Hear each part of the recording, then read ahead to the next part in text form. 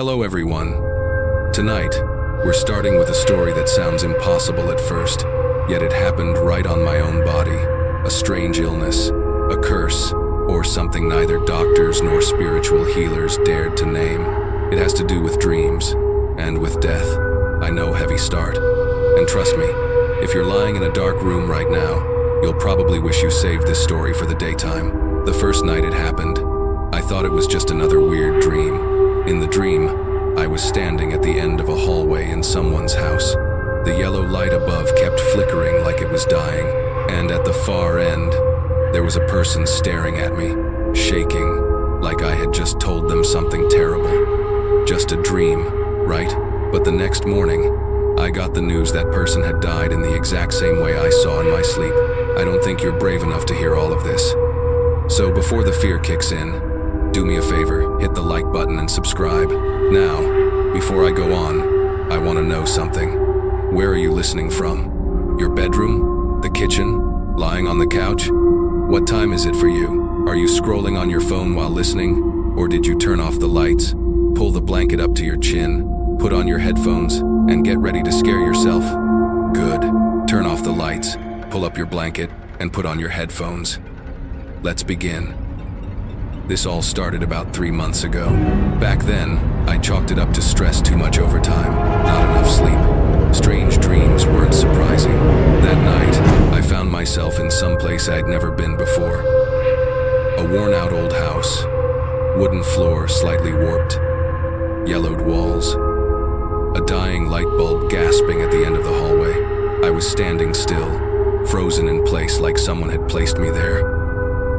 In the distance, a man stood with his back turned toward me.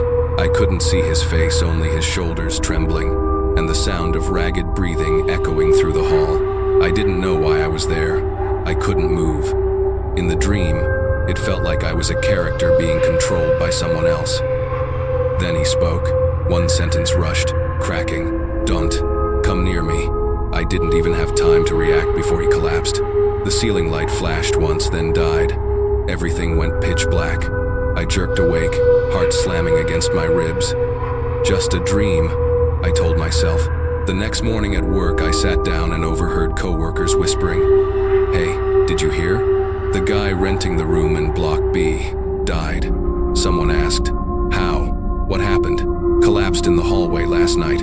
People say the last thing he said was, 'Don't come near me.'" A chill climbed my spine. If it were just the same sentence, maybe it could still be a coincidence. But the hallway, the flickering light, the exact spot he fell, all matched my dream. My throat tightened. It felt like someone had pressed their fingers against my neck. I tried to reassure myself. It's nothing. I'm overthinking. Sometimes things line up by chance. That reassurance shattered minutes later, because when I looked at the news photo of the scene, he was lying in the exact same spot I saw. Only difference. In the photo, his eyes were wide open, staring toward the very place where I had been standing in the dream. I remember forcing out a laugh, a dry, empty laugh. If all my dreams come true like this, I should buy a lottery ticket. A joke, my first one that day, but nothing about it felt funny. That night, I couldn't sleep.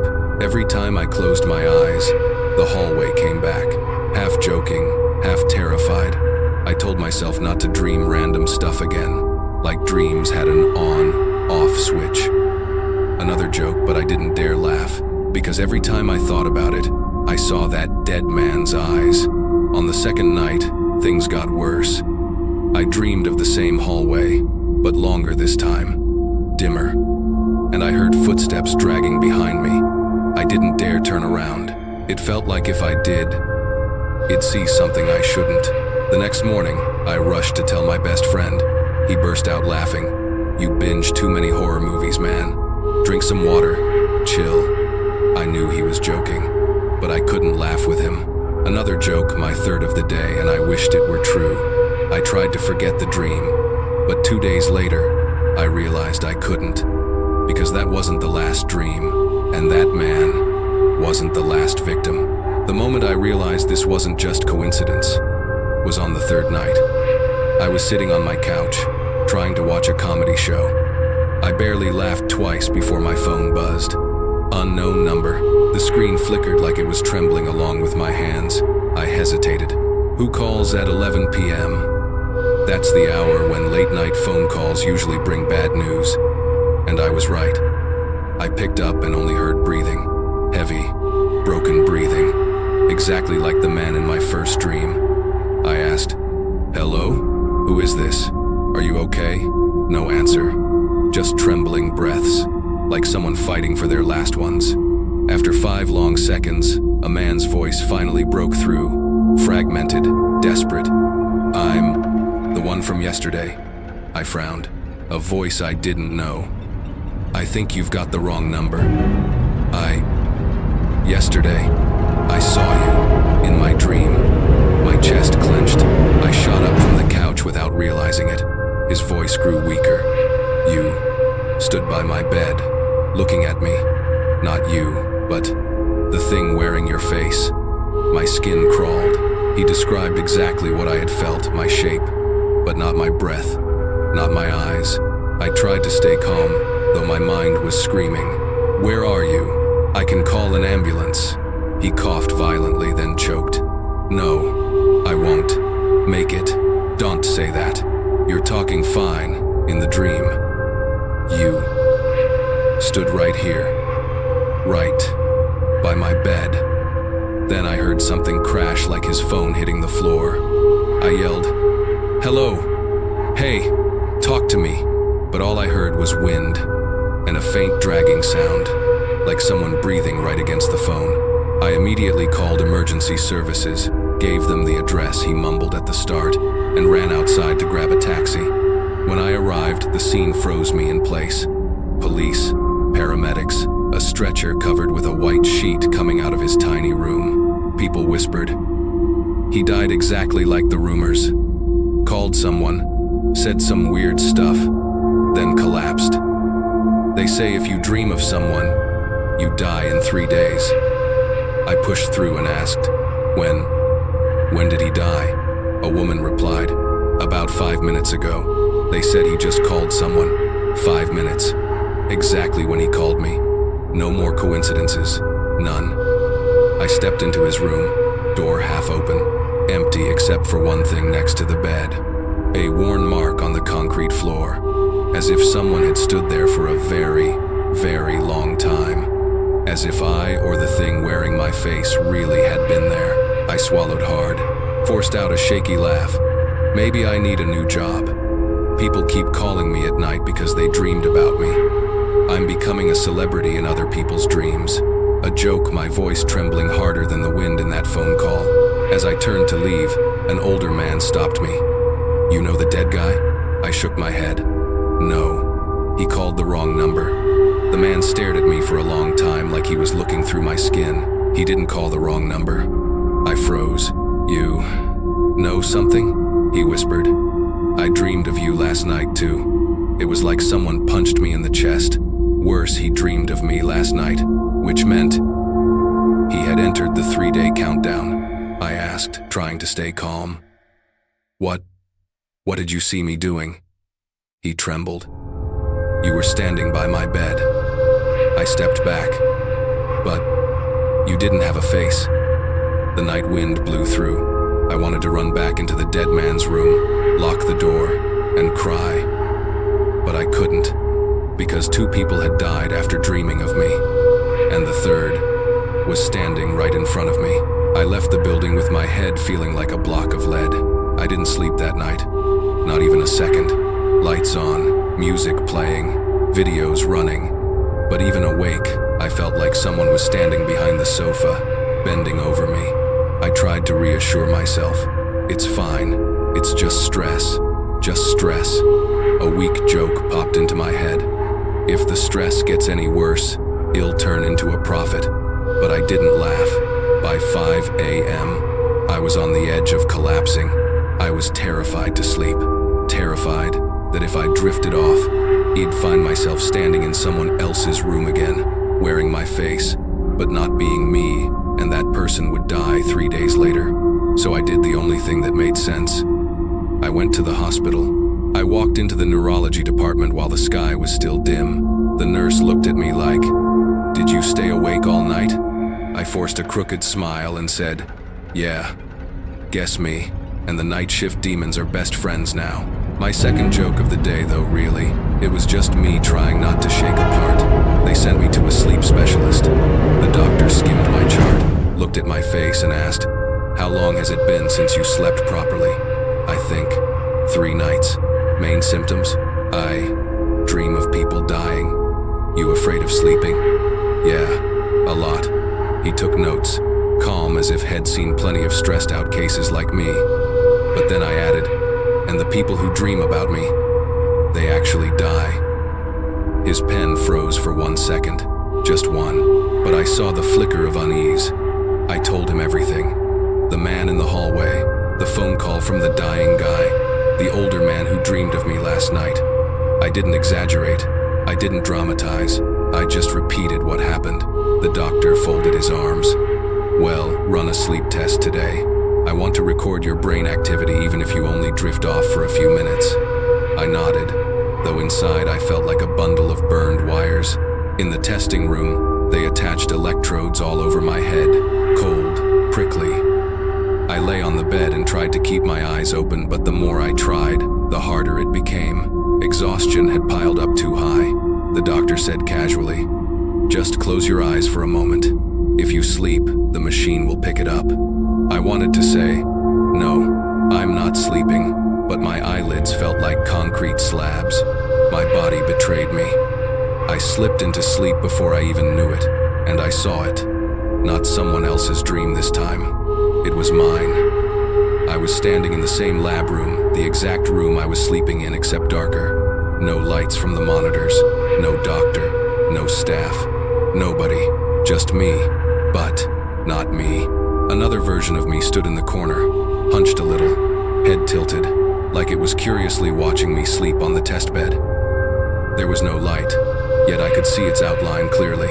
It looked 99% like me. The other 1% was a distortion I can't put into words.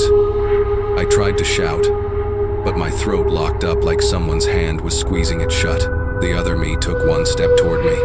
No footstep sounds. It just slid forward. I jolted awake. My shirt was soaked in sweat. As soon as I opened my eyes, the doctor was standing right beside me, holding a printout of my brain activity. His expression was a mix of shock and fear. My lips were dry. Doctor, what happened?" He pointed directly at the graph. "Right as you fell asleep, your brain suddenly produced delta waves in 2 regions that only activate during clinical death." My stomach dropped. "You're saying I died in my sleep?" He shook his head. "No, but your brain simulated a near-death state, perfectly, almost like it's used to it." I wanted to run out of that room, but he wasn't finished. He switched to another screen and pulled up a different brain map. "This region here, it doesn't match any normal human brain pattern. The signal looks like something is interfering with your activity." "You mean something is in my head?" "Not inside. More like it's being broadcast into your head from somewhere else." A cold spike ran down my spine. A signal from somewhere else. Something with my face. Something people saw in their dreams before they died. I stepped back, nearly tripping over a chair. I tried to keep my voice steady. "So, what do you think is wrong with me?" He looked at me for a long time. Then he said something that squeezed my heart tight. "I've never seen a case like yours, but if people dream of you and then die, then maybe their dreams aren't dreams at all." "Not dreams?" He nodded, voice dropping low like he didn't want to hear himself say it. "They might actually be seeing another version of you." The air in the room felt thick, like I was underwater. I forced a joke just so my brain wouldn't explode. "So, what? I have a free clone that comes with the package. 2 for 1 deal." The doctor didn't laugh, and that silence made the joke the most terrifying thing he'd said all day. I turned toward the door, not daring to look at the brain scans again. But before I left, the doctor added one more line, the one that nearly made my knees buckle. "If everything you told me is true, then the man who dreamed of you last night, that older gentleman, has 2 days left. 2 days, 48 hours. and I had no idea how to save him. I left the hospital feeling like someone had stirred my brain with a stick. Tilted brain waves, foreign signal, another version of you. I felt like the main character in a horror movie while the audience ate popcorn waiting to see if I'd die. I even joked to myself, if I die, someone better make a movie based on the true story. Sounded cool in my head. But out loud, my voice shook like someone alone in a graveyard at 2 a.m. When I got home, I couldn't even tell if it was me or my shadow walking through the door first. Every corner, every dark patch on the wall, I kept glancing to see if it was standing there. I knew I needed a way to stay sane. Record everything, every dream, every detail, every line. If something was happening inside my head, I needed proof, a pattern, something to hold on to. I grabbed an empty notebook, black cover, the kind that looks like it was made for writing creepy things. I even tried lightening the mood. Looks like a death note, huh? I laughed at my own joke. No real joy in it, but at least my hand stopped shaking. I started writing. Dream 1, hallway, flickering light, trembling man, don't come near me. Perfect match with the first death. Dream 2, darkness, dragging sound behind me. No one visible, but presence extremely clear at my back, not tied to a specific death. Maybe someone I haven't connected yet? Dream 3, the rental room last night. Me standing by the man's bed. Matches the dying man's words exactly. You stood by my bed. The more I wrote, the harder my heart pounded. Then I remembered something. I used to dream a lot, but most of them, I never remembered. It always felt like someone pulled the memory out the moment I woke up. And according to the doctor, your brain is used to near-death states. I didn't want to think about what that meant, but one thing was obvious. If I wrote everything down, I could track what he'd forgotten. I opened my phone, pulled up messages, call logs, anything connected to the first and second deaths. Compared, cross-referenced, and then I saw something that made me want to throw the notebook out the window. A pattern I'd never noticed. Every victim saw me in the dark, but never at the same distance. First victim, I stood at the end of the hallway. Second victim, next to the bed. Third victim, the older man, right at the bedside, but without a face. It was like that thing was moving closer, victim by victim, dream by dream. I took a sharp breath and wrote a note. Maybe it isn't standing still. Maybe it's moving. I let out a shaky laugh. Well, great. If a demon's doing cardio, I should probably work out so I can run faster. A joke. Weak. Useless. But without humor, it'd lose my mind. I leaned against the wall, staring at the notebook. Then I noticed one page filled with messy handwriting. My handwriting. But I had zero memory of writing it. It wasn't at the beginning or the end. It was somewhere in the middle. The writing slanted, uneven, like someone wrote it half asleep. The page said, I saw it in my dream, but when I woke up, it was watching me from the foot of my bed. A chill ripped down my spine. I had never written that. I didn't remember it. Not at all. I flipped to the next page. More writing. Scrawled. Uneven. It's not that I walk into other people's dreams. It's using me to open the door. I shot to my feet, my heart hammered like frantic knocking from inside my chest. The next line almost made me drop the notebook. If I forget a dream, it means it took another step. The air in the room froze like someone had opened a freezer behind me. I scanned the corners under the bed, the door frame, every shadow, because suddenly any dark spot felt like it could hold my face, but not me. I set the notebook down, my hands shaking so hard my fingers felt electrically numb. And right then, my phone rang. The uncle's number, the man who dreamed of me last night, the man who only had 2 days left. I picked up. Hello? His breath was ragged, trembling so hard it sounded like he was sobbing between gasps. It came back tonight. I swallowed hard. You dreamed again? He choked. Not in a dream. My body went cold. His voice cracked apart. It was standing right at my door. While I was awake, I felt my skin peel open under an icy draft I couldn't feel a second before. Then he said the line that made me want to rip the notebook in half. It had your face, and this time, it had eyes. I stared at the screen long after he hung up, my palms slick with sweat, my heartbeat slamming like fists on a locked door. It showed up while he was awake. It wasn't tied to sleep anymore. I collapsed into my chair. If it took another step, if it wasn't confined to dreams, if it wore my face and now had eyes, then everyone who ever dreamed of me didn't have time left. I forced a shaky laugh, trying to bring my pulse down. Guess I should start charging people every time they dream of me. God forbid anyone dreams for free. The joke died the moment my phone buzzed again.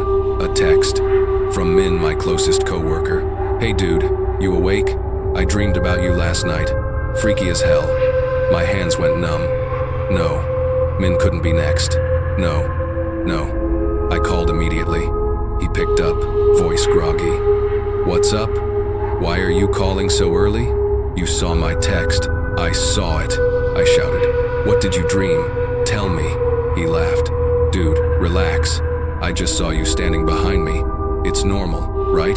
Probably because we watched that ghost video yesterday. My throat tightened. How close was I? Min paused. When he spoke again, his voice had dropped. Right behind my neck. Close enough that I heard you breathing. My legs nearly gave out. My eyes stung. For the first time in my life, fear actually made me nauseous. Min kept going. But the weird thing is, you weren't speaking like a person. You whispered like a broken radio, all static and shh, shh, shh. My body went ice cold. Whispers, right behind the neck. Static voice. Exactly like dream number 3. I shouted, Min, you need to leave your house tonight. Go somewhere crowded. Don't sleep alone. Don't turn off the lights. Do not. Whoa, calm down, man. Min chuckled. It was just a dream. What's the big ITS? Not a dream. I slammed my hand on the table. Everyone who dreams about me dies in 3 days. I'm not joking. Min went silent. You know that silence, the one where someone stops thinking you're exaggerating and starts believing you? Yeah, that's silence. 3 days, he whispered. Starting last night? Yes. I swallowed hard. 2 days left. Min exhaled shakily. Last night, when I woke up in the middle of the night, I felt like someone was standing behind my bedroom door. I blurted, that wasn't me, I swear. He gave a weak, uneasy laugh. I know, because the thing behind the door was taller than you. My heart cracked open. That afternoon, I tried calling Min again and again. No answer.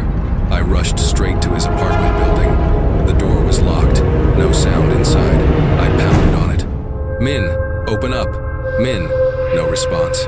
A neighbor passing by said, You looking for the guy in this unit? I heard something fall inside this morning, but no one opened the door. I got security to unlock it, and the moment the door swung open, I knew Min was dead. Not because I saw his body immediately, but because the room was colder than it should be. A damp, heavy cold, like someone had been standing there breathing for hours. I stepped inside and saw Min. He was lying in the middle of the living room, eyes wide, mouth open, like he died trying to catch one last breath. His hand clenched his phone. I dropped to my knees beside him. My shaking fingers slid the phone from his hand. The recording app was still open. The last file was 34 seconds long. I hit play. Min's panicked breathing filled the speaker. Who are you? Why do you have his face? My grip tightened until my wrist ached. Then came a slow dragging sound. So slow it felt like someone was forcing themselves, step by step, into the room. A voice almost identical to mine but distorted, warped, like it was squeezed through a crack in the door. No. Him. Then a heavy thud. Min's scream. Something crashing to the floor. The recording cut off. I couldn't breathe. Tears blurred my vision. I didn't even realize I was crying until they fell on my hands. I kneeled there beside his body, clutching the phone like it was my own heart. I tried to make a joke the way I always did when terrified. You died and left me alone, huh? Not cool, man. But this time, I couldn't laugh. not even a little. When I finally stood to call the police, I looked at Min's face one last time and saw something that froze my blood solid. A long bruise along his neck, like someone had stood right behind him and placed a hand there. Exactly like the dream he described. Exactly where I had stood in their dreams. Min, the third person. And now only I knew the truth, but the thing wearing my face knew that I knew. Since Min died, I can't tell the difference between fear, despair, and whatever is standing behind me whenever I turn my head too slowly. That night, I locked every door, shoved a chair under the doorknob, closed the curtains, turned on every light. I even played a YouTube playlist to drown out the silence, but the sound felt thin, strangled, like someone was gripping it with both hands. I knew I couldn't stay awake forever. The human body loses against sleep, and if I drifted off, it would take another step into my world. I forced a shaky smile, trying to joke at my own expense. Honestly, who needs a girlfriend when I've already got my own clone standing next to my bed every night? The joke cracked in the air like brittle plastic snapping. I lay down. I didn't want to close my eyes, but my eyelids were made of lead, and my head felt submerged underwater. I slipped into sleep, and just like I expected, I dreamed of my own bedroom. In the dream, I was lying on the exact same bed I was sleeping on in real life. Same sheets, same blanket, same wall color. Every detail matched perfectly, except for one thing. The light in the room looked as if it was being filtered through black water. Everything blurred. Corners of the room looked darker, too dark, like the shadows had weight. Then I heard breathing. Not mine. Something else. Standing very close. I turned my head and saw a figure at the side of the bed. It leaned down, its face level with mine. So close I could see strands of hair clumped together from moisture. I stopped breathing. Its eyes, they weren't my eyes. The face was identical to mine, but its eyes were pure black swamp water black, no whites, no pupils. The kind of black you instantly know doesn't belong to anything human. I tried to scream, but my throat felt nailed shut. It tilted its head slowly. The hair on my head slid like liquid. Then it raised a hand shaped like mine. Long fingers, thin bones, but the nails, slightly sharper, a little too long. It pressed its palm against my chest. Cold, so cold I thought my heart actually stopped for a beat. Then it opened its mouth, except it didn't open like a person's mouth. It split, tearing like paper being ripped from the corners of the lips up toward the cheek, revealing uneven teeth, like someone had shoved in extra rows that didn't belong. And it whispered in my voice, but broken, mangled, scraped through metal. "Don't. Wake up." I tried to jerk upright, but the darkness behind it began to move. I heard scratching, dozens of nails dragging along the walls. The room dimmed like someone poured tar over the air. The thing, wearing my face, leaned even closer until its nose nearly brushed my cheek. Its voice dropped to a wet, rattling whisper so soft it barely existed, but sharp enough to make me want to throw up from fear. "If you wake, I'll stand right next to your bed. For real." I shot awake, like someone had yanked me out of deep water, gasping, every breath stabbing my lungs. The lights were still on, but I didn't feel safer.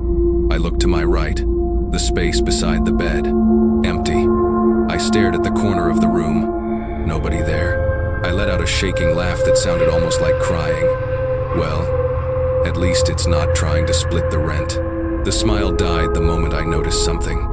The bedsheet beside the spot where I lay in the dream was indented, like someone had been sitting there. For a long time, I touched the indentation, ice cold, colder than the rest of the room. Then I looked at my neck and saw a long red mark, like a hand had touched me while I slept. My heart slammed painfully as I sat up straight. I tried to look away to avoid the mirror, but my eyes kept drifting toward it. I stepped closer. My reflection stared back, but when I shifted slightly left, the reflection moved half a second late, like it was trying to copy me. "No," I muttered. "No way."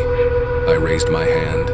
The reflection raised its hand, but when I lowered mine, the reflection kept its hand raised, held it there, one extra beat, and in that exact moment, I heard a whisper coming from the side of the bed, right where the cold indentation still lingered.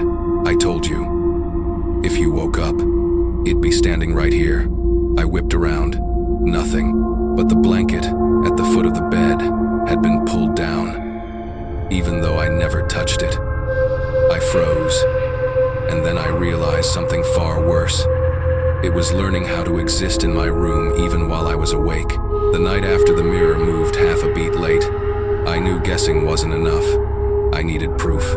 Whatever was following me, wearing my face, stepping closer each night. It wasn't a dream shadow anymore.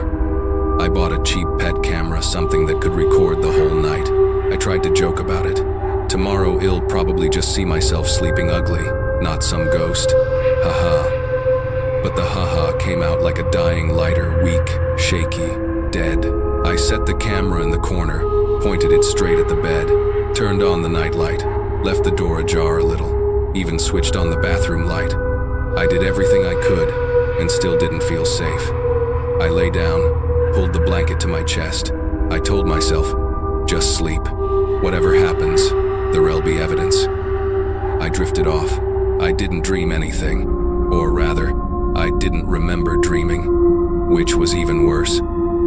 Morning light was pale when I woke. The camera's memory card had filled up at exactly 5 a.m. I rubbed my eyes, yawned, tried to act normal. I even slapped my own cheek, joking to calm myself. Okay, watching myself sleep for 8 hours. Best way to ruin a morning. I opened the video. 0, I was lying with my back to the camera. Nothing unusual. 1:20 normal. 2:45 night light still on.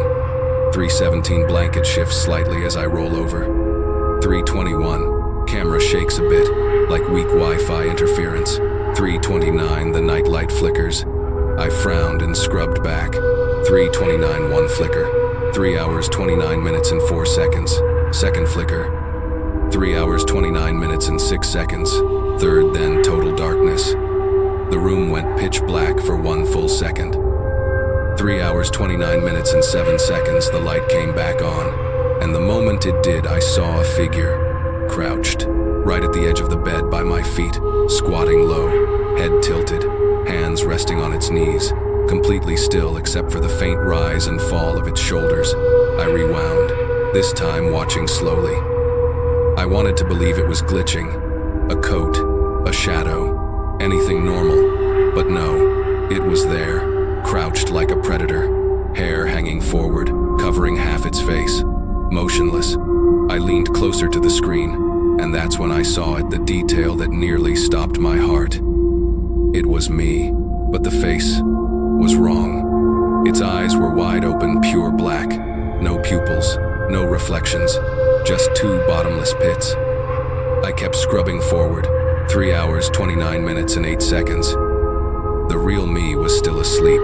3 hours, 29 minutes and 9 seconds. The figure tilted its head to the left. 3 hours, 29 minutes and 10 seconds. Then to the right, like it was analyzing, listening, calculating. 3 hours, 29 minutes and 12 seconds. It slowly leaned closer to my feet. I saw its hand, long bones jutting under the skin like swollen fish ribs. Nails, sharp, dirty, as if it had been scraping walls for hours. A full body chill ran through me. 3 hours, 29 minutes and 15 seconds. It lifted its head and looked straight into the camera. I jerked back from the screen, breath caught in my throat. It stared into the lens, like it knew I would watch this in the morning, like I was the one being watched, not it. Then it smiled. Not a real smile, its mouth jerked sideways, like someone yanked it from behind. 3 hours, 29 minutes and 17 seconds. It opened its mouth. I couldn't hear anything, the camera had no audio, but the shape of its lips matched perfectly with the words, "I see you." I scrubbed forward. I didn't know if I wanted it to disappear sooner, or if I needed to know what it did next. 3 hours, 29 minutes and 25 seconds. It planted its hands on the floor. 3 hours, 29 minutes and 27 seconds. It stood up, back arched unnaturally, like its spine was bending backwards. 3 hours, 29 minutes, and 28 seconds. It straightened completely. It stood exactly in the corner, the same place where I'd seen the reflection's delayed movement the night before. 3 hours, 29 minutes, and 30 seconds. The camera shook slightly. 3 hours, 29 minutes, and 31 seconds. The screen went black. 3 hours, 29 minutes, and 32 seconds. Signal lost. I fast-forwarded to the end. Nothing. I slid down onto the floor. Eyes burning, hands trembling, breath scraping out of me like it wanted to escape my body. I tried to joke anything to keep from breaking down. Great. At least it sticks to a schedule, always 3:29. But the joke died instantly when I glanced at the edge of my bed and saw an impression in the mattress, perfectly circular, right where it had been crouching in the video. I backed up until I hit the wall, but there was something worse. On the floor, next to that indentation, was a single strand of hair, same color as mine, but longer, heavier, wrong, like it didn't belong to anything alive. I picked it up, freezing cold, and as I stood there, pulse going wild, hand shaking, my phone buzzed. A message from the uncle, the one with exactly 1 day left. It came into my room. I stared at the message, then at the indentation, then at the camera, and I understood. It didn't just enter his room. It had already entered mine last night. The uncle's text dropped my stomach straight into my shoes. I stood frozen in the middle of the room, clutching that unnaturally long strand of hair, cold like it had just been pulled from a well. The air thickened, the kind of thick you feel when someone else is in the room with you. I slammed the bedroom door shut and turned on every light I had. I couldn't bring myself to look at the corner where the camera had recorded it standing upright. Before I could reply to the uncle's message, my phone rang.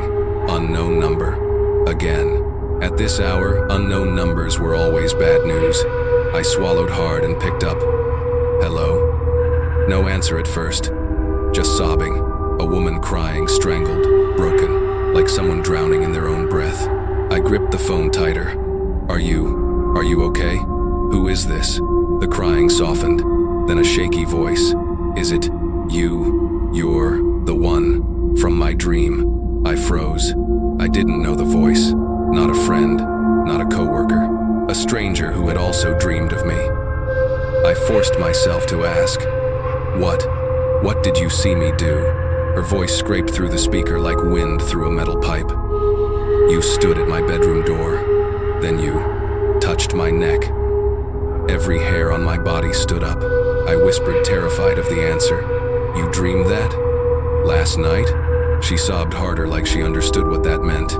Yes, last night. I slapped a hand over my mouth. My heart knifed itself inside my chest. She had exactly 3 days. I rushed out the words. Listen to me. You need to get out of your room now. Go somewhere crowded. Don't sleep alone. Don't turn off the lights. Don't leave windows open, whatever you do. She cut me off with a tiny scream. No, I can't leave. It's standing in the hallway. My knees went weak. What's standing there? She choked. The thing, with your face. I hit my head lightly against the wall, trying not to pass out. Did you lock the door? Yes, but it's knocking. I heard it, clear as day. Knock, knock, knock. Slow, measured, strong. I shouted into the phone. Do not open it. Do not go near it. If you see its eyes, she whispered, barely air. It has eyes now. I almost dropped the phone. I screamed, listen to me. Don't let it know you're awake. ITS only strong when bang. Her door slammed as if something huge rammed it. Her scream tore through the speaker. No, get away. Don't come near me. Then chaos, footsteps, something falling, gasping breaths, and then a dragging sound. Slow, long, heavy, followed by silence, cold, suffocating silence. I pressed the phone to my ear, shaking violently. Are you there? Hello? Hello? Answer me. Nothing, just a faint whistle of wind. And then, a voice, my voice, but distorted, stretched thin like rubber about to snap. The 3-day countdown isn't for her. I nearly dropped the phone. The voice continued, "It's for you." My lungs stopped working. The call cut out. No beep, no ending tone. It died like someone squeezed the signal shut from the other side. I stood there in the middle of the room, frozen. Everything was so silent I could hear the blood rushing in my ears. My chest tightened because I realized something far worse than a stranger dying. For the first time, it called me directly. I bolted out of my room, flying down the stairs. Tried calling the woman back, number unreachable. I ran to the address shown on the caller ID, an old rental building. I pounded on her door, calling her name, the name the landlord just gave me. No answer. I knew I shouldn't, but I broke the door open anyway.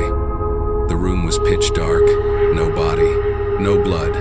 But on the floor, right beside the bed, a long drag mark, like someone had been pulled across it. I followed the trail to the window. Locked. No way out. But beneath the window, something made my knees buckle. A long strand of hair, my color, and a handprint on the glass. A handprint the exact size of mine. I staggered back, shaking so badly I couldn't stand straight. It's not just using my dreams to kill people. It's using me. And when I turned toward the door, I saw it cracked open. A cold draft slipped in. Soft, slow, like someone had just walked through. I gave a panicked, pathetic laugh, a dying sound. Yeah, sure, must have been the wind. But I knew with absolute clarity. It left her room, and it was looking for the next person. And worst of all, I could feel it, somewhere within a few meters of me. I stumbled out of the building, legs numb, almost useless. No one saw the woman's body. No one saw what dragged her. No one heard the screaming except me. But that drag mark, that handprint, that strand of hair that didn't belong to the living, only I understood what it meant. It was starting to use my body, literally. I returned home and locked the door, 3 deadbolts. But locks meant nothing if the thing I feared wore my face. I curled up on the couch, gripping my head, breathing hard. Every time I blinked, I saw those pitch black eyes that were not mine. My mind spiraled. I needed to talk to someone, anyone who wouldn't think I was insane. My hands trembled so badly I dropped my phone twice before dialing. I called my mother. She picked up on the second ring. "Sweetie, why aren't you at work yet?" Her voice was normal, warm, steady, the kind of voice that made me want to cry on the spot. "Mom," I swallowed hard. "Something weird is happening. Please listen. Don't think I'm crazy." She went quiet for a moment, then she sighed. "Is it happening again? Like when you were little?" I froze. "When I was little." "When?" She didn't answer immediately.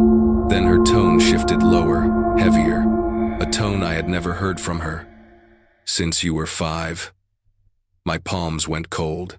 She continued calm, but sharp like a knife slipping into a memory. "Back then, you used to scream every night. You said someone who looked like you stood by your bed. You'd point to the corner of the room and cry your lungs out. It won't let me sleep. It says it wants to replace me." A bucket of ice water dumped straight down my spine. "Mom, why don't I remember any of this?" She breathed slowly. "The doctor said it was just a sleep disorder. But there's something I never told you." Her voice dropped even lower.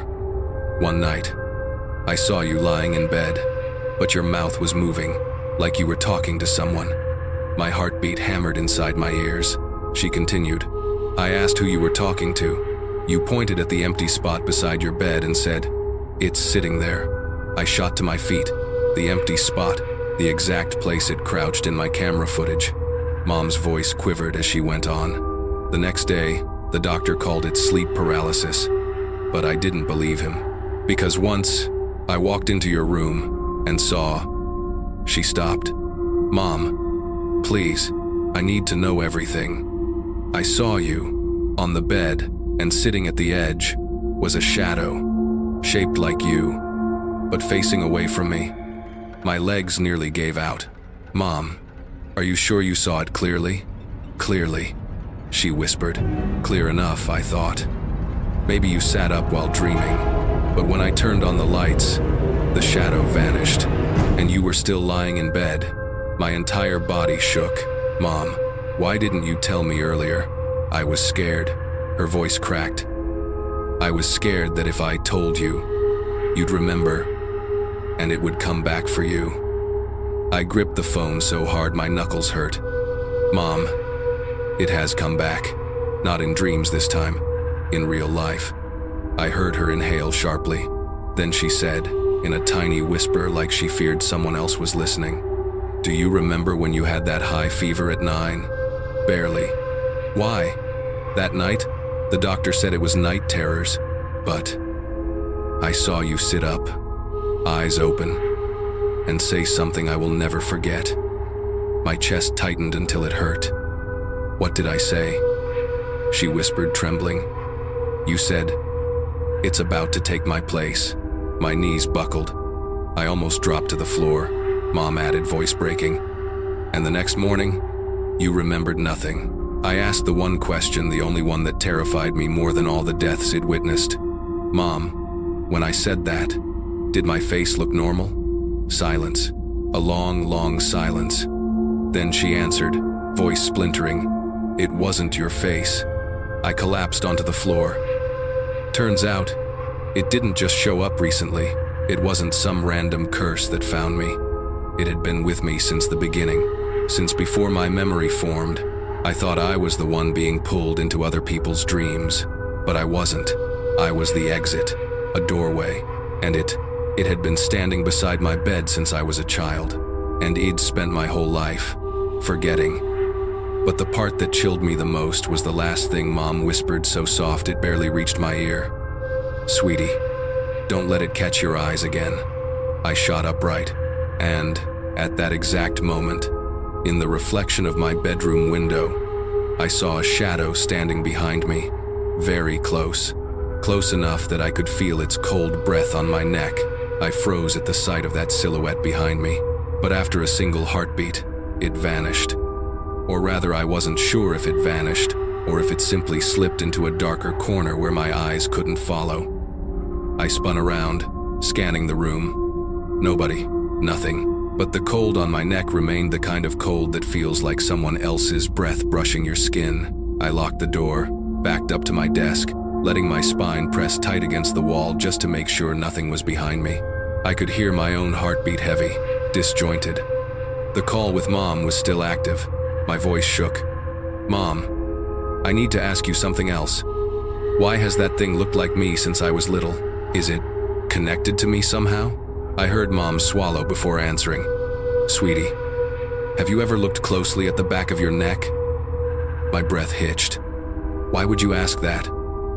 You have a scar, but the doctor said it was just a small accident." I reached back, feeling inch by inch, and froze. A long, slightly raised scar, cold to the touch. Old, older than anything I remembered. My voice cracked. "Mom, what accident?" She went quiet for a long time. I could almost hear her deciding whether to tell me the truth or to keep hiding it. Finally, she took a shaky breath. "When you were little, the doctor said you fell." "Fell from where?" "From the bed. That's what they said." I frowned. "And you believed that?" "No," she answered instantly. A chill spidered up my spine. "Then, what really happened?" Her voice dropped. "That night, I woke up suddenly. You weren't in your bed. I heard something, like something being dragged across the floor. I ran to your room. I clenched the phone. I found you face down on the floor, your arms and legs curled in, and on your neck, there was a mark, like someone had pressed a hand there and yanked. My fingers curled tight around my collar. Cold ran through my bones. "Mom, tell me more," she sobbed softly. "That mark, it didn't look like a fall. It looked like something was trying to pull you out of your own body." The room seemed to shrink around me. I grabbed the table to stay upright. "Mom, did you see anyone? Anyone at all?" "No." Then she added something that made every hair on my body stand on end. "But the window was open, and on the floor, there were footprints just like yours, but bigger, I clamped a fist over my chest, feeling my heart drop like a stone. Mom continued, voice trembling like she was underwater. When the doctor examined you, he couldn't explain the scar. He said it looked like a drag mark, as if something tried to pull you away from where you were lying. I sank to the floor, my mind spinning, pulled out of my body. At 5 years old, I opened my phone camera and angled it toward the back of my neck, tried to twist enough to see, and the moment the camera caught the image, I saw a long, curved scar, slightly indented, running from the center of my neck toward the right like the outline of a hand pulling. But the part that made my breath stop wasn't the shape. It was the color.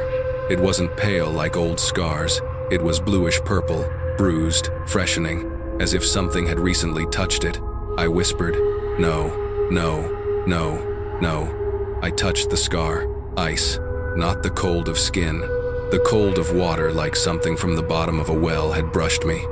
My voice shook. "Mom, why didn't you take me to someone? A shaman? Anyone?" Mom's voice broke.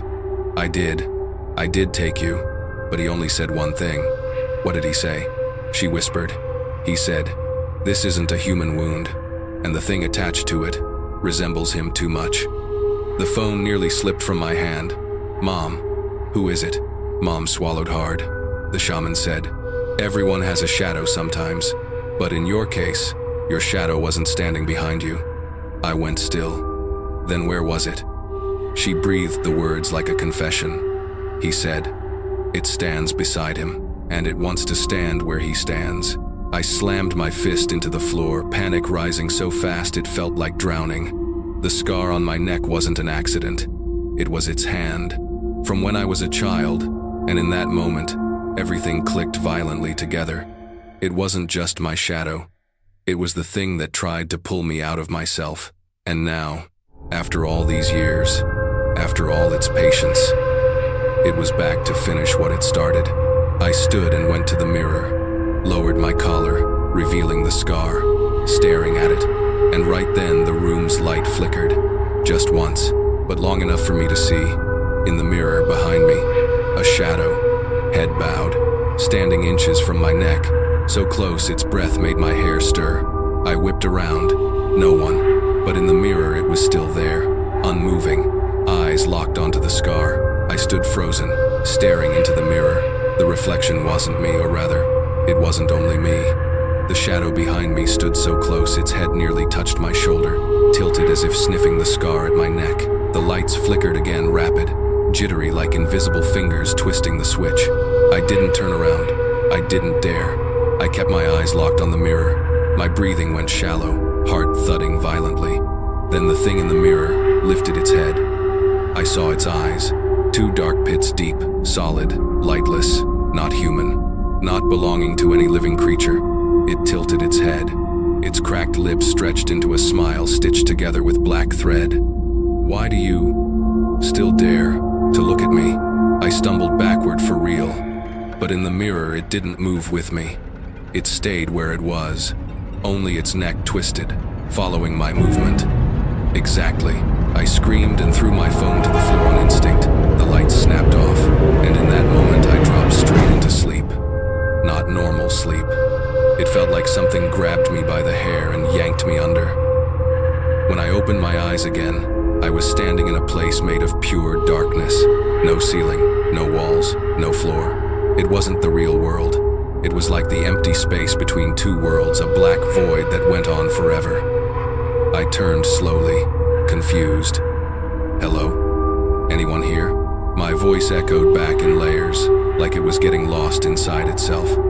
Then, from far away, came footsteps. Not loud, not echoing, just a dry scrape like fingernails dragging across concrete. I didn't breathe. A figure emerged from the dark, first the top of the head, then the shoulders, then the arms, and it took me several seconds to understand. It was me, but the face wasn't human. It stepped closer, closer, close enough that I could hear its skin move over bone, a sound no living person should make. I tried to step back, but something rooted my feet to the invisible floor. It stopped half a meter from me, then spoke in my own voice, except softer, lower. breathing each word like it was learning to shape them. "First time. You've seen me this clearly. Huh?" My throat locked. "What are you? Why do you have my face?" It tilted its head, almost gently, as if my question was childish. Then it lifted a long hand, fingers stretched, bones sharp under the skin, and pointed at me. "Because I'm the one. That's me." A chill knifed through my spine. What does that even mean? It stepped closer, pressing its cold, dry face near mine. No warmth, just the cold of dry ice. "You are the wrong copy." My breath stuttered. "Wrong? Copy of what?" Its mouth cracked into a wider split skin, tearing like paper. "Of my position." I tried to jerk back, but my body stayed rigid, frozen. It kept talking, voice bending and warping like it was speaking through water. "You live, you breathe, you walk, because I let you." My voice shook. "You're saying I'm alive because of you?" Its neck snapped to the side with a dry crack. "You're the shadow, not me." The words slammed into my chest like a hammer. I snapped. "No, I'm the real one. I've been alive since I was a kid." "No." It cut me off, smooth, cold. "Since you were a kid, I've stood beside you, waiting for you to slip." Images flashed in my mind. The scar on my neck, being dragged in my sleep. The figure sitting by my bed when I was 5. My childhood voice saying it's about to take my place. My lips trembled. Why? Why now? Why show up now? It lifted one long, icy finger and pressed it to my lips, silencing me. "Because now, you've started remembering." My throat locked completely. It continued. "When you remember, I get to take another step." I shook uncontrollably. "What do you want?" It leaned to my ear. For the first time, its voice wasn't distorted. It sounded exactly like me. "I want my place back." I staggered backward on instinct, and for the first time in that void, my foot moved. It looked down at my foot, then back at me, disappointed. "Doesn't matter. You can't run." "Why?" It smiled, and in that endless darkness, I watched its eyes shift from deep black to the exact color of mine. Its final words punched the air out of my lungs. "In this world, I'm the real one." I screamed and fell out of the dream. I shot upright in my bed. The room lights flickered exactly like the video. My heart punched my ribs. I touched my face, cold. I stumbled to the mirror. My reflection stared back at me. Thank God, it was me. But when I took a step, my reflection moved half a second late. Then it smiled at me, and I didn't smile. The moment my reflection smiled without me, I slammed into the wall behind me. My lungs refused to work. I stared into the mirror. My reflection didn't move, didn't speak, just watched. And I knew it was studying me, learning me, like a predator memorizing how its prey stands. I bolted out of the bedroom, slammed the door shut, locked it as if a lock could stop something wearing my face. I collapsed on the living room floor, clutching my head. Every breath I took sounded like there was someone else breathing right behind me. That night, I didn't sleep, didn't dare, but it didn't matter. Around 4 a.m., my head felt like someone was pushing it down into a pillow, and my eyes wouldn't stay open. Then, like a rope looped around my neck, I was dragged back into a dream. I stood in a dark forest. The trees were pitch black, and the wind whispered. Except, the sound wasn't from the wind. It was from children. Tiny laughs, soft whispers. "You came so fast. It's behind you." I spun around, panicked. Then 3 small figures stepped from behind the trees. 3 children, 7 to 10 years old, skin pale, hair matted, dirt smeared across their faces. But the thing that froze me, their eyes were completely white, blank. I stepped back. Who are you kids?" The child in the middle tilted its head. "You don't remember us?" "Remember what?" The one on the left answered, its voice childlike but completely breathless. "Back then, we stayed here with you." A chill crawled up my spine. "Back then? Here? Where is here?" The child on the right gave a tiny laugh. A laugh no kid that age should ever make. In other people's dreams. I froze. The one in the middle walked toward me, small steps, steady, silent. You forgot everything. I tried to step back, but my feet were stuck, glued to the ground like mud gripping my ankles. We tried to warn you a long time ago, the child continued, but you kept forgetting. My voice shook. Warn me. About what? All three answered together, their voices blending like cold wind sliding into my ear. About it. The forest went still. No wind, no leaves. Just the pounding of my heart against my ribs. I swallowed hard. What is it? Why does it have my face? Why has it followed me since I was a kid? The child on the left whispered soft, but sharp enough to slice through my breath. Because it wants to live. I rasped. I am living, not the way you think. The child on the right replied. It wants to live, its way. The child in the middle stared straight into me, those blank white eyes like rotting wood. You really don't get it? You're not the target. Not the target? Then who? The kid cut me off. It follows you, because only you can open the door. It felt like an entire bucket of ice water crashed into my chest. Door? What door? The child pressed a finger to my forehead right where the doctor said the strange signal was coming from. The door between the living and the shadow. I instantly remembered the notebook. It's not me entering other people's dreams. It's using me to open the door. My whole body trembled. Why me? The kid's voice drifted out, light as a cold breeze. Because you're not entirely human. My limbs went numb. I could barely breathe. What are you saying? The middle child tilted its head like explaining something simple to a child, yet somehow it made my stomach twist with dread. When you were 5, it almost took you, but we stopped it. A little. My eyes widened. You kids stopped it? How? The three looked at each other, sharing some silent secret, then turned back to me. Not enough. Not long. Not completely. And it came back. Now it's stronger. It uses other people's dreams to get closer to you. I gripped fistfuls of my hair. What do I do? How do I stop it? How do I? The middle child whispered. You can't stop it. Then all three stepped close, tilting their faces up at me. But you're the only one who can see us. I stumbled back. The forest ground beneath me tore open like ripped fabric. Seeing us means you're standing on its boundary. The last child spoke. The more you remember, the closer it gets. The next child added. The more you fear, the stronger it becomes.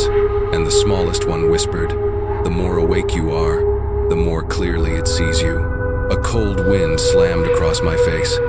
All three kids lifted their heads sharply, like they heard something right behind me. The middle child spoke fast. You have to run. It's here. I spun around and saw the darkness in the distance begin to move, tall, human-shaped, walking toward me. I screamed, "What is it?" A child's voice whispered right against my ear. It's you. At that instant, the shadow lunged, and the entire forest cracked apart like someone snapping a world in half. I jerked awake on my living room floor, gasping like I'd sprinted miles. Every light in the apartment was off. My phone lay cracked on the ground. My bedroom door, the one I had locked, was now open a few inches, and on the living room floor, 3 tiny footprints, pressed in white dust, leading straight toward the bedroom door. My voice shook out of me, barely more than a breath. The kids, were they running from it, or running toward it? I stood in the middle of the living room, staring at those 3 dusty footprints leading into the bedroom, the room where it had stood inside my mirror just hours earlier. I didn't know if the children were fleeing from it, or guiding me back to the thing wearing my face. My throat tightened. I backed away from the bedroom door like getting any closer would put me inside its breathing range. I needed answers. I needed someone who had dreamed about me and survived. Someone who might remember something I didn't. Suddenly I remembered there was one. Only one person. A guy named Lamb. A former co-worker. Quiet. Decent. Not close, not distant, just normal. About half a year ago, he laughed and said, "Dude, I dreamed you were standing in my doorway. Creepy as hell." It just brushed it off, but now, it felt like ice sliding down my spine. I grabbed my cracked phone, fingers shaking, scrolling through old contacts. Found him, hit call. The ringtone felt like it lasted forever. Once, twice, 3 times, Alo. I nearly collapsed with relief. "Lem, are you okay?" He sounded surprised. "I was sleeping. What's going on?" I swallowed hard. "You dreamed about me once, right?" He went silent for 3 seconds, then gave a small laugh. "Oh, that? Half a year ago? Yeah, I did. Why?" I squeezed the phone tight. "In that dream, what did I look like?" He paused, thinking. "Well, it looked like you. But what? You didn't have a face." I went rigid. My chest locked up like it forgot how to breathe. I forced my voice steady. "You mean, completely gone?" "Yeah, blank. Like someone erased it." My scalp buzzed. I fired the next question. "In that dream, did you hear me say anything?" "Yeah." His voice dipped slightly. "You were standing at the door, head tilted, whispering, kind of staticky. You hear it clearly?" "Not really, but I think you said, 'Don't look,' something like that." I leaned against the wall, chest tightening. Mom kept talking. I was scared as hell, but when I woke up, nothing happened. Actually, there was one weird thing. "What weird thing?" "After that night, I slept better than usual." I froze. "Better?" He continued, casual as ever. "It felt like someone was standing guard at my door. Like, safe. Weirdly safe." "Safe?" I slowly turned my head toward my bedroom, the one that was still cracked open. A faint strip of light spilled out. Cold, sharp, too quiet. My voice trembled. "Lam, in that dream, how far was I from you?" "Maybe 2 meters. The first victim. I stood at the end of the hallway. The second, right beside the bed. The third, right behind the neck. The woman, in the hallway. The old man, right outside the door. But with Lam, I was far." Then it clicked. The closer it was to someone in their dream, the sooner they died. And with Lam, the distance was the farthest of anyone. I pressed on. "In that dream, did you see my legs? My arms? Anything besides the face?" "Yeah, arms and legs were yours. But the face wasn't." I clutched my head. No face. Erased. Like the face wasn't formed yet. Like it was still becoming. My voice dropped. "And did it have eyes?" He paused. Then, "No. Empty." My heartbeat clenched. "Did it move closer to you?" "No. It stayed put." I nearly screamed. "Why?" He sounded startled. "Why what?" I slept fine. I gasped through my panic. "Before that dream, did anything strange happen to you?" "Oh, right. I got into a car accident. Small one."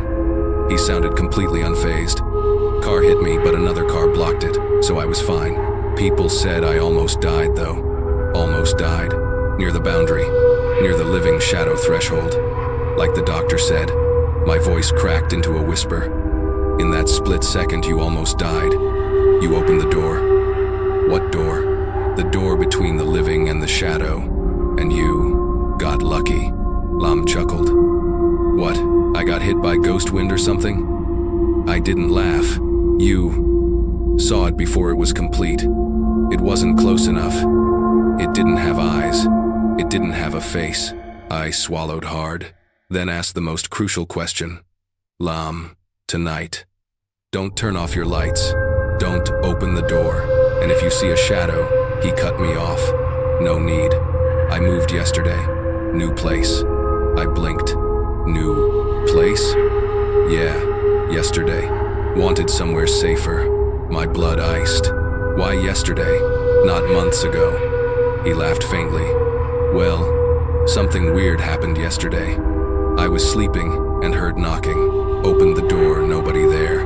But there were these tiny footprints right in front of my room. I shot upright. 3 small footprints. Exactly like the ones in my apartment.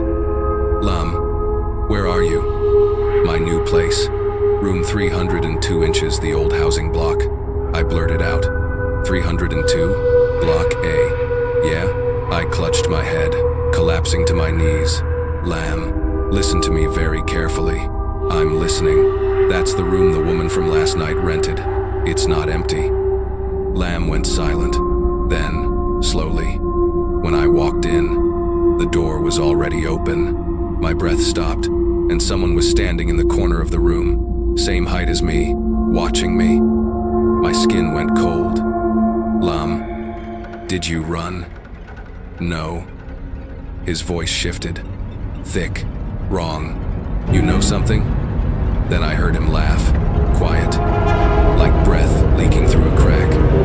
This time, it has a face. I screamed into the phone. Lam, get out of there now. Don't look at Butt. On the other end, he whispered a sentence that made my stomach twist violently.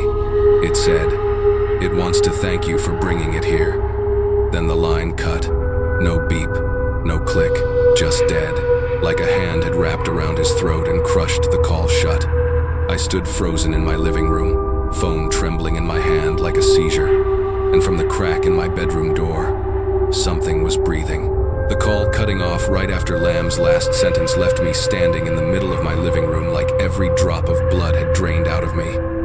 The air thickened heavy like ash, and I heard it, breathing, not mine, seeping out from the crack of my bedroom door. Slow, long, wet. I couldn't make myself go near it. I just stood there, trembling, forcing my brain to think. It gets closer every time I remember more.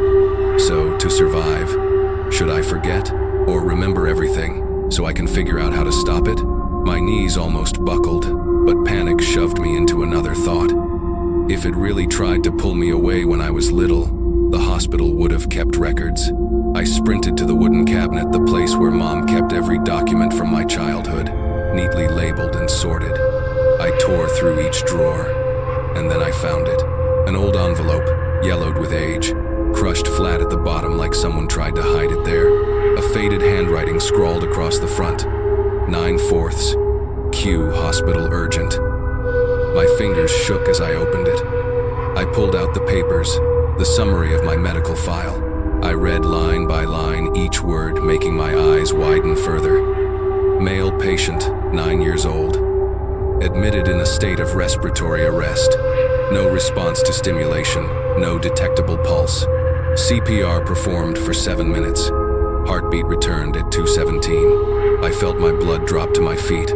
I had died. 7 minutes. I staggered back, slamming into the wall. I died, and was dragged back. And everything since then, everything in my life began to warp.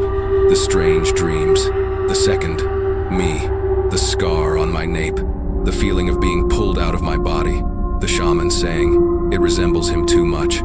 I flipped to the next page. A note from the doctor on duty, the handwriting rushed, jagged. During resuscitation, patient opened eyes but showed no recognition. Pupils dilated, no light response. My hands went numb, dilated pupils, no reflection, exactly like its eyes. The next line squeezed my chest until I couldn't breathe. At 2:14, patient abruptly sat upright on the emergency table. Patient's mouth moved continuously but produced no sound. Patient reached for a nurse's chest. Nurse reported the touch was extremely cold, like something rising out of deep water. A cold hiss crawled up my spine. Sitting up, mouth moving, silent, cold hands touching someone else. Exactly what it did in my camera footage. Exactly how it stood beside my bed. My vision blurred, but I forced myself to keep reading. Possible deep REM intrusion during near-death state. Brain waves showed anomalous frequency patterns inconsistent with any known sleep stage. I recognized the signature at the bottom. It belonged to the sleep specialist I met last week. He knew from the beginning. I read the final line and felt my breath collapse inward. Possible possible double shadow phenomenon. A non-living entity attempting to occupy replacement position during clinical death. My fingers nearly dropped the paper. Trying to take the replacement position. To replace me, meaning when my heart stopped, it stepped into my place, but something blocked it. It didn't finish, so I came back, but it didn't give up. It followed. It stood at my side. It learned to mimic me. It waited for me to weaken for fear to hollow me out so it could slip in completely. My hands trembled as I pulled out the last sheet. A note scribbled in pen, not part of the official record. The paper was wrinkled, stained, ink smudged. 7/12 patient regained consciousness. Looked around room with unusual awareness. When shown mirror, patient screamed repeatedly. It's in the mirror. It's standing behind me. I slid to the floor, my mind spinning like it was being shaken by invisible hands. I remembered. A faint, fogged memory. It'd seen the other me in the mirror when I was 9. A memory sealed off, locked away. And now it was all coming back, piece by piece, image by image. I looked into the envelope one last page. I pulled it out, a red ink warning, slanted, rushed handwriting. Do not let patient near mirrors. Do not allow patient to experience sleep paralysis. Do not leave patient alone. My stomach dropped. I turned toward my bedroom. The door was open. I didn't even know when it happened. Inside, there was a mirror, a bed, darkness. I read the final line, the line that made my blood stop moving. If patient begins to remember the incident at age 9, the entity will begin seeking its way back. I stumbled back, and at that exact moment, inside the cracked door of my bedroom, the light flickered. Something shifted inside, a scrape, a creak, a chair, a bed frame, or someone's spine. I held my breath. Then, from the darkness of my bedroom, a voice spilled out. My voice, but older, heavier, pulled long like spoken through a mouth that opened too wide. The more you remember. A sigh. The closer I am to coming back. One soft step to the place that's mine. My whole body shook, chest tightening until I thought a rib would snap. Back to its place means my body. The voice in the bedroom, my voice but not mine, dropped the temperature of the entire apartment.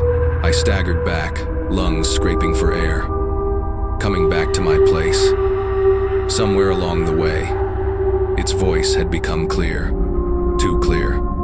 I forced myself to look away from the bedroom door. Looking any longer, I was terrified it'd see its face forming in the dark. I clutched the stack of hospital papers, only a few pages left unread. I told myself, you have to know everything. If you stop halfway, it'll take another step. My fingers trembling, I pulled the next sheet out. Thin, yellowing paper. A note that was clearly never meant for my family to see. I read it, and it felt like my heart split. During 7 minutes of cardiac arrest, patient's brain maintained activity. Maintained, not fading, not shutting down, but strengthening. The next line froze the breath in my throat. Brain waves exhibited mixed layer frequency patterns inconsistent with all known states. Possible presence of multi-layered shadow imagery. I frowned. Multi-layered shadow imagery. I read on. We recorded at least 3 different brainwave frequencies running at the same time. Each frequency looked like it belonged to a different entity. I almost dropped the page. 3 frequencies, 3 entities, 3 kids in the forest, 3 whispers in a dying person's dream, 3 tiny footprints in my living room. They weren't random. They were the 3 frequencies that tangled into my head when I died. I flipped to the next page. Half of it was scratched out, as if someone tried to hide something. But one section was still readable. One frequency overwhelmed the other 2. This dominant frequency does not match a living human. Most likely belongs to an extracorporeal subject. An extracorporeal subject. A slow shiver crawled up my spine. I kept reading even though my hands were instinctively trying to let go of the paper. At the 4-minute mark of cardiac arrest, the brain emitted a displacement signal. Attending physician suspected possible duplicate self-displacement. Duplicate self-displacement. Exactly what the shaman hinted at years ago. It looks too much like you. It doesn't stand behind you. It stands beside you. I knew what was coming next, but I still wasn't ready for it. At the 6-minute mark, signs of positional override. Brain patterns indicated 2 versions of the patient overlapping. 2 versions, me and it. At 7 minutes, there was a frantic handwritten line. One entity attempted to push the other out. My heart slammed painfully in my chest. The stronger one it, the weaker one me. I was a 9-year-old kid, and it had almost stepped fully into my place. I read the remaining lines. The extracorporeal entity shows frequency patterns not native to the living. Signs indicate it attempted to maintain occupation when the heart restarted. It tried to hold on, and it did. I shook uncontrollably as I reached the final, scribbled fragment nearly erased, but still legible. If the patient wakes with incomplete memory, the entity will not leave. It will wait at the edge of the patient's sleep. Wait for the patient to remember more. I dropped the paper like it was burning. Everything made sense now. Every memory I recovered, every truth I read, pulled it one step closer to me. I let out a broken laugh, warped, shaky. Great. So the smarter I get, the faster I die. The lights in the living room flickered. Another creak drifted out from the bedroom. Then, the bedroom door opened wider. Exactly 5 centimeters. Slow, too slow, like someone pushing it with one lazy fingertip. I held my breath, forced myself to look into the dark behind the door. No one. But then I saw it. My hand. Yes, my hand, resting on the edge of the door. Just for 1 second. It pulled back the instant I blinked. I wanted to run. I wanted to scream, cry, smash my head into the wall just to wake up. But my feet were glued to the floor, because from inside the bedroom, a voice breathed out. You've read almost all of it. A soft laugh followed, warped, splintered, like rotten wood snapping. Now all that's left is the exchange. I clapped my hands over my ears and screamed, "Get out! What do you want?" It answered. A low, cold version of my own voice, stretched through a broken speaker. I want my right place back. Each word dropped like a stone in my chest. Inside you. That final sentence, inside you, stabbed straight through my spine. I couldn't stay here. I couldn't wait for it to switch places. I couldn't let it walk out of that dark room with my complete face. I grabbed my jacket, my phone, my keys, and ran. Out the door, down the stairs. Didn't even shut the door behind me. I was terrified its hand would reach out and close it from the inside. I had one goal: find someone, anyone who'd seen something like this before. A medium, a spiritual worker, someone who wouldn't laugh. Only one name surfaced in my head: Salman. The woman my mom took me to when I was 5, right after that incident. I sped straight to her place on the outskirts of town. A tiny old house, tin roof, peeling walls. But the moment I stood in front of the door, I felt safer than I had in days. I knocked. No answer. I knocked harder. A dragging sound. Sandals sliding across the floor inside. Then the door opened. She stood there, hair gray and loose, eyes sunken, thin as paper. But when she saw me, she froze, like she was staring at a ghost. She didn't even ask why I came. She just said, "It followed you out of the house." I went cold. It would have been easier if she'd asked, "Who?" or "What's wrong?" But she didn't. She said it like it was a fact. "It followed you out." I swallowed hard. You know what's happening to me, don't you?" She jerked her chin. "Get inside. Don't stand out there. It's looking over your shoulder." My legs almost collapsed. She didn't say behind you. She said over your shoulder. Exactly how it always stood. I stepped in, trembling, heart pounding like it wanted out. She shut the door. Her house was dim, reeking of incense, colder than some shrine. She looked me up and down, then said, "Your face. It's starting to overlap with its face." My voice cracked. "Please tell me what it is. It has my face, my voice.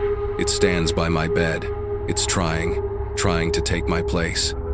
She sat on an old wooden chair, lit a cigarette. Smoke swirled around her, thick and bitter. Then she spoke calm, clear, like she'd known the truth for years. It isn't your shadow, it isn't your spirit, and it damn sure isn't anything born with you. I swallowed hard. So what is it? She stared at me, eyes cloudy, deep, like she was looking up from the bottom of a well. It's something that borrowed your shape. My whole body went cold. Borrowed. My shape. For what? To get close to the living, she said flatly. To get close to the people who think they're dreaming about you. To get close. To your body. I gripped the edge of the chair until my knuckles whitened. Why me? She let out a long breath. Some people are born with a thin sleep door. Not an illness, not a defect, just a pathway between the living and something that isn't. My voice cracked. I'm that pathway? She nodded. Especially after you died and came back. When a child stops breathing and returns, that doorway gets blown wide open. My throat tightened. So I pulled it into my life that night. She stared at me for a long moment. No, it picked you. You just didn't close the door in time. I remembered what the 3 kids told me. You can't stop it. You're the one who opened the door. Because you stand in between. I felt sick. Is there a way to push it out? I asked. Her eyes tightened. Push it out? No one can expel something that doesn't belong to this world. But you can restrain it. I jerked forward. How? Tell me how. She pointed to the back of my neck. That scar. You think that's an old injury? My hand trembled as I touched it. That's not a scar, she whispered. That's where it once grabbed you. Where it tried to pull you out of your own body. My legs almost gave out. She continued. Its frequency clung to you since that night. It couldn't use your face immediately. It had to learn. Memories slammed into me, the faceless figure in the first dream, the pitch-black eyes sitting at the edge of my bed, the crooked head turning toward the camera, the half-formed face my uncle saw the eyes shifting toward, my eye color, my breath hitched. It's completing itself. She nodded.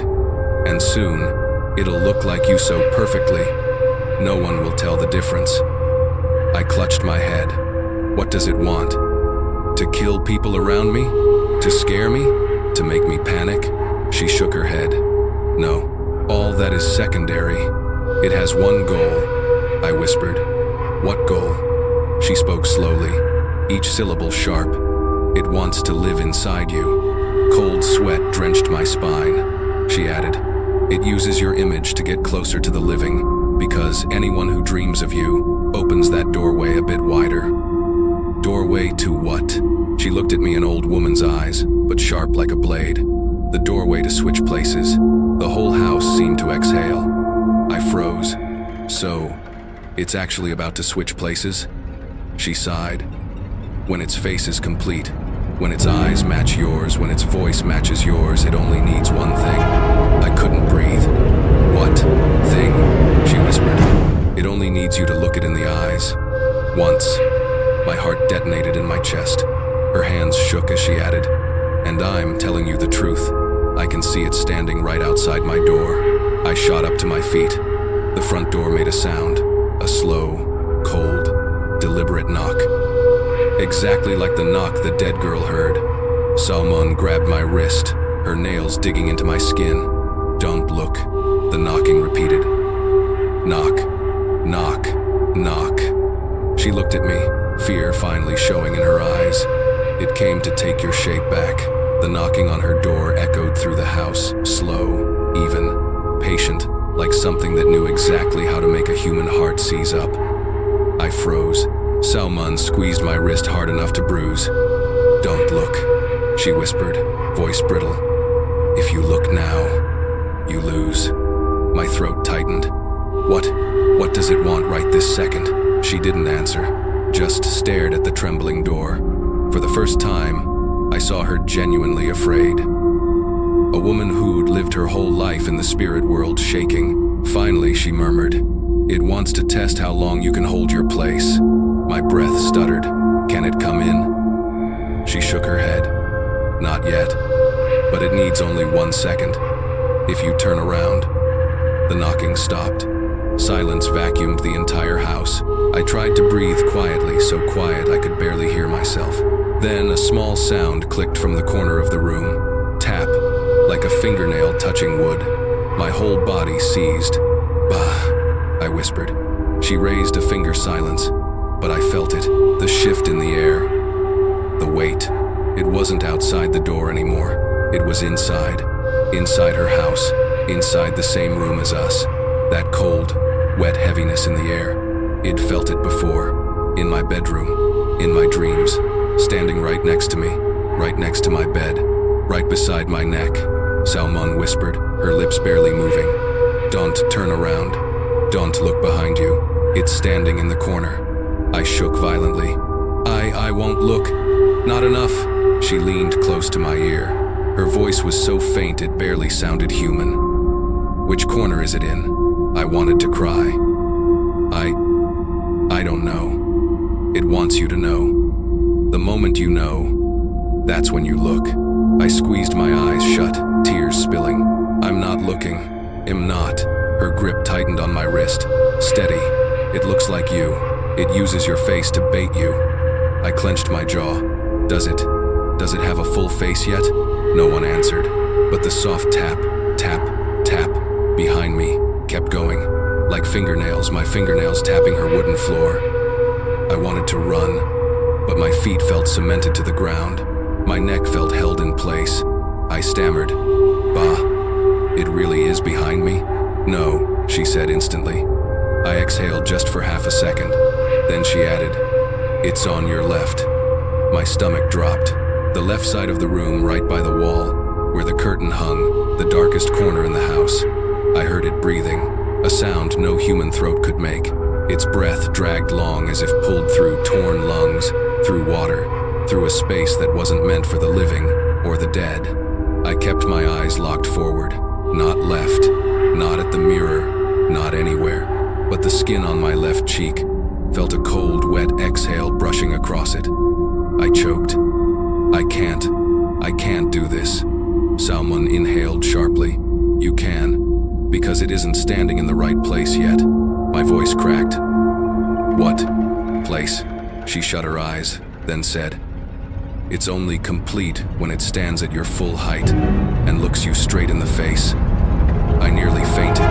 If it reaches your eye level, just 1 second, and it can switch. Tears streamed down my face. I felt sick. "Bah, please stop, I can't. You have to listen." Her hand clamped onto my shoulder. "It's still shorter than you. It's still learning. It hasn't reached your eyes yet." I gasped. "So, where is it now?" She spoke like she was staring straight into it. The corner, squatting. I sobbed for real. That exact image, the crouched shape at the foot of my bed, head tilted, those black pits for eyes. I whispered, shaking. "Basao, please, make it go away." Quiet. Her voice snapped sharp enough to cut air. I flinched. She was staring directly at the corner, the left corner right beside me, and she said, slowly, "I see you. Don't you dare crawl any closer." I didn't look. I couldn't, but I heard it. Standing up. Not fast.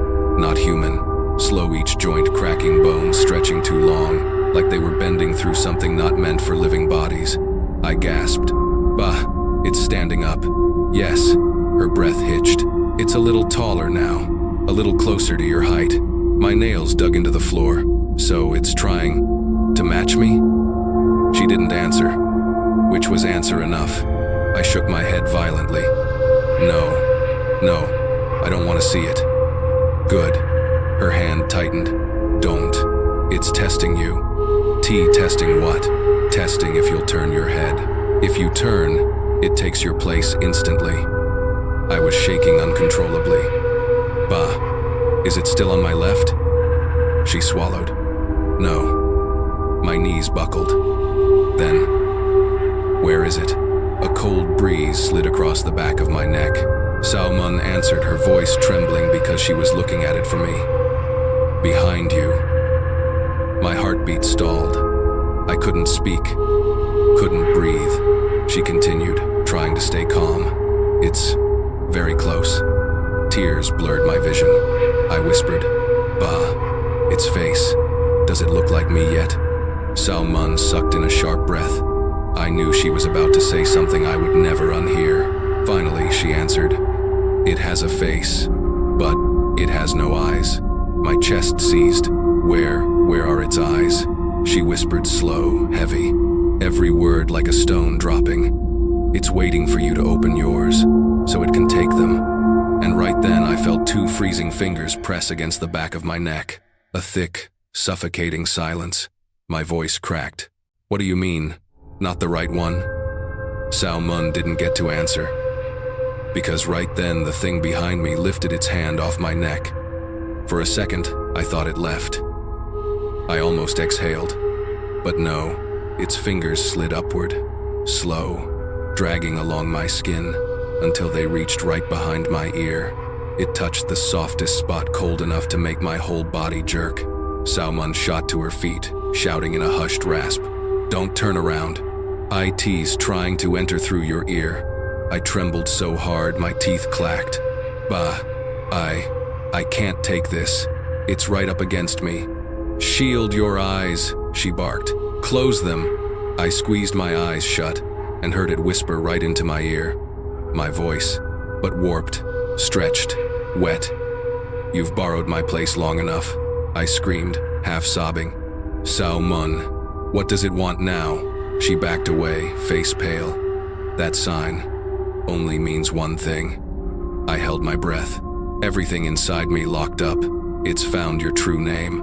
Her words sliced me open. My true name? What? I already have a name. She shook her head hard, skin draining of color. "Not the name your parents gave you. Not the one on your birth certificate. Your true name is your living frequency. A kind of identity code only things on the border of the dead can see." My heartbeat stuttered. "And if it knows my true name, then what?" She looked at the floor, voice shaking. "Then you have exactly 1 night before it switches places." The air collapsed inward. My ears rang. My vision blurred like someone dumped water over my face. I opened my mouth to ask something, but that was when I heard it laugh. Not loud, not monstrous, just my own voice, laughing behind me. 1 night. My skin lifted off my bones. I staggered back toward her altar, but its breath followed, glued to my spine, wet and cold. Salmun rushed to me, forming a circle with her hands. "Sit. Ignore its breath. You need your mind steady." I dropped to the floor, gripping my knees, tears streaming uncontrollably. "Bah, am I dead? Did it already take me?" "Not yet," she snapped. "If it had, you wouldn't hear me anymore. It isn't inside you, not yet. But tonight, if you sleep, it's over." I convulsed. "I won't sleep, I won't. Not enough." She shook her head, terrified. "You don't need to sleep. You only need to close your eyes too long, and it'll slip in." My throat closed. "So what do I do? Keep my eyes open until sunrise?" "You have 3 hours to prepare," she said quickly. "At midnight, it starts stepping into position." Then she said something that froze my bones. "Listen to me. Tonight, you have to hold your place. No one else can." I gasped. "What do I do?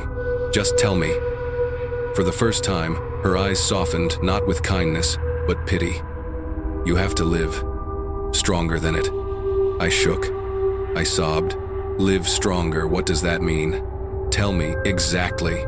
She pressed her palm against my chest. "You weaken when you're afraid.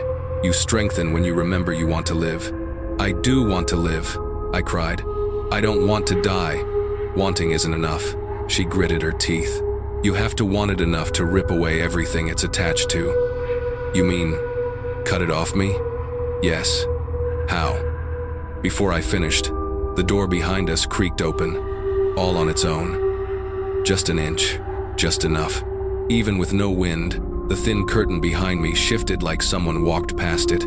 Salmun jolted and hissed, "Don't turn around." My breath died in my throat. "Bah, is it close?" She flicked a glance to the left corner, the one I wouldn't dare look at, and whispered, "Close, very close. It's standing right behind your right shoulder." I sobbed. "Does it have eyes yet? Do you see its eyes?" She swallowed hard, lowering her face like she couldn't bear to look anymore. "Yes." My blood went cold. She continued, "Last week, no eyes. Yesterday, only black pits. Today, they have color." Her voice dropped to a shivering prayer. "Your color." I clamped my hands together, teeth shaking. "Salmon, can it switch yet?" Silence. I whimpered.